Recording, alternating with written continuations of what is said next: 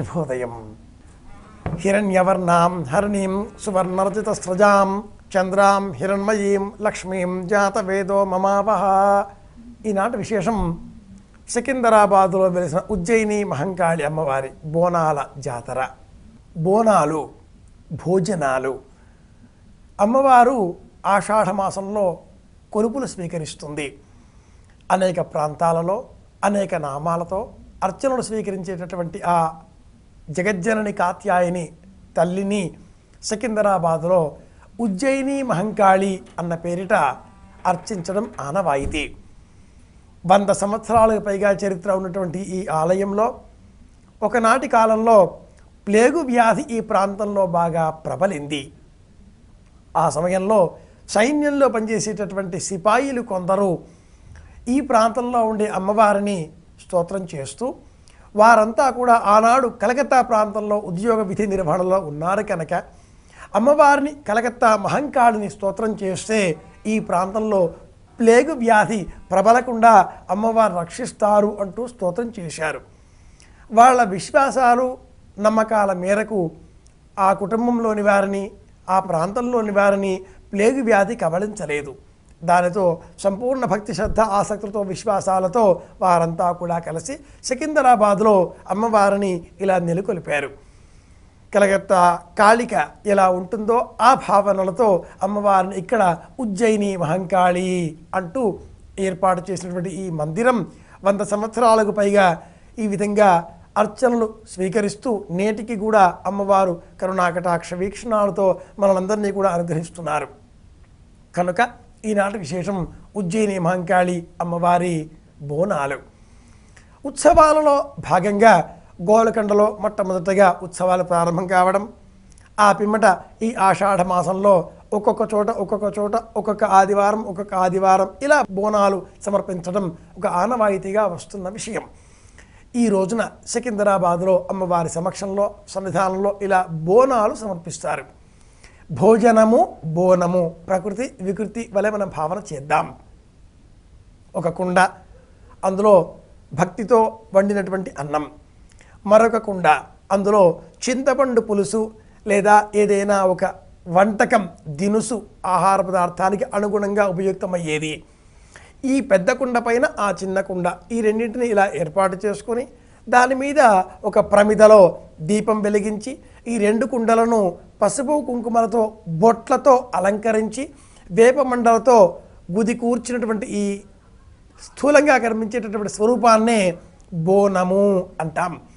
చేతిలో ఇంకొక చెంబు, ఆ చెంబుకు కూడా పసుపు కుంకుమల బొట్టు, అందులో వేపమండలు, దానిలో నీరు. అలా ఈ కలశము, ఈ బోనము రెండింటినీ స్వీకరించినటువంటి స్త్రీలు ఇంటి నుంచి కొత్త వస్త్రాలు ధరించి అలంకరించుకొని భక్తితో కాలికి పసుపు రాచుకొని పెద్ద బొట్టు పెట్టుకొని ముత్తైదువులంతా కూడా, బాలబాలికలంతా కూడా, ముఖ్యంగా బాలికలు, మహిళలు అందరూ కూడా ఇలా బోనము, నీరు రెండింటితో ఇంటి నుంచి బయలుదేరి ఆలయానికి చేరుకుంటారు. ఆలయంలో అమ్మవారి సమక్షంలో ఆ నైవేద్యాన్ని, అంటే అన్నము, చింతపండు పులుసు లేదా ఏదైనా వంటక పదార్థం, వాటిని అమ్మవారి ముందు సమర్పించి ఆ పిమ్మట చెంబులో ఉండే ఆ నీటిని శాఖపోయడం అంటారు. అడ్డుగా ఆ తలుపుకి కానీ లేదా ఆ నీటి సమర్పించిన ఆ అన్నాన్ని సమర్పించే విధంగా కానీ నీరు పోస్తారు. సామాన్యంగా తలుపుకి పోయడం లేదా అమ్మవారి పాదాలు కడుగుతున్నాము అనే భావనతో సమర్పించడం ఆనవాయితీ. ఇలా సమర్పించే ఈ విధానానికే బోనము అని పేరు. ఇలా సమర్పించిన పిమ్మట తిరిగి ఇంటికి వెళ్ళి ఆ దీపాన్ని కూడా అక్కడే పెట్టేసి తిరిగి ఇంటికి వెళ్ళి కుటుంబంతో భక్తి, శ్రద్ధ, ఆసక్తితో అమ్మవారు మనల్ని రక్షించుగాక అనే ప్రార్థనలతో యథోచ్ఛగా భోజనం చేస్తారు. పండగ వాతావరణం ఇంటిలో నెలకొల్పబడుతుంది. జగజ్జనని కాత్యాయిని ప్రకృతి అమ్మవారిని ఇలా చెట్ల రూపంలో అర్చించాలి. ఈ మాసంలో మనం వేప చెట్లను స్థాపన చేస్తే అమ్మవారి అనుగ్రహం లభిస్తుంది అని కూడా తంత్రశాస్త్రం చెబుతుంది. అమ్మవారిని వేప చెట్టు రూపంలో మనం అర్చించాలి. రేణుకా తల్లిని వేప చెట్టు రూపంలో మనం స్తోత్రం చేస్తాం. కనుక ఈ మాసం అంతా కూడా పసుపుని అధికంగా వినియోగించడం వల్ల, వేప మండలను అధికంగా వినియోగించడం వల్ల మనలో రోగ నిరోధక శక్తి పెరిగి బ్యాక్టీరియా సూక్ష్మక్రిముల తాకిడి వీటి నుంచి మనకు మనం రక్షించుకోగలుగుతాం. కనుక వేపమండలతో వినియోగించిన నీటిని ఇలా శాకపోయడం ఒకటి కాగా, ఆ వేపమండలతో అలంకరింపబడిన 2 కుండలలో ఉండే అన్నాన్ని అమ్మవారికి సమర్పించడం 2 కాగా, ఈ 2 కంటే కూడా మించింది మనం అమ్మవారికి సమర్పించేటటువంటి ఈ బోనంతో పాటుగా ఆ చెట్లను కూడా పెంచే ప్రయత్నం చేయడం. అమ్మవారు ప్రకృతి. స్థూలంగా ఈ భూమి అంతా కూడా ఈశ్వరుడు. భూమి మీద మొలిచేటటువంటి చెట్లు చేమలు వృక్షజాతి ఇదంతా కూడా ప్రకృతి.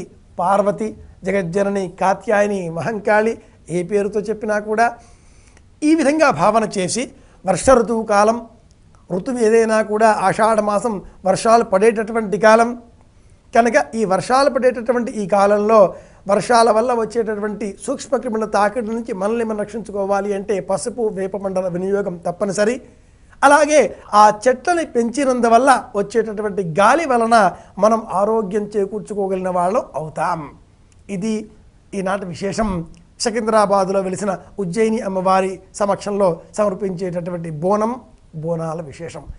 అక్కడ ఉండే ఉజ్జయిని అమ్మవారు ఇక్కడ వెలిసింది. ఎక్కడైనా మన మనసులో ఉంటే కనిపిస్తుంది. అమ్మవారిని మనసులో దర్శించుకునే ప్రయత్నం చేద్దాం. అమ్మవారి అనుగ్రహంతో అందరూ ఆనందంగా ఉండాలి, అందరూ క్షేమంగా ఉండాలి అని కోరుకుంటూ శుభమస్తు.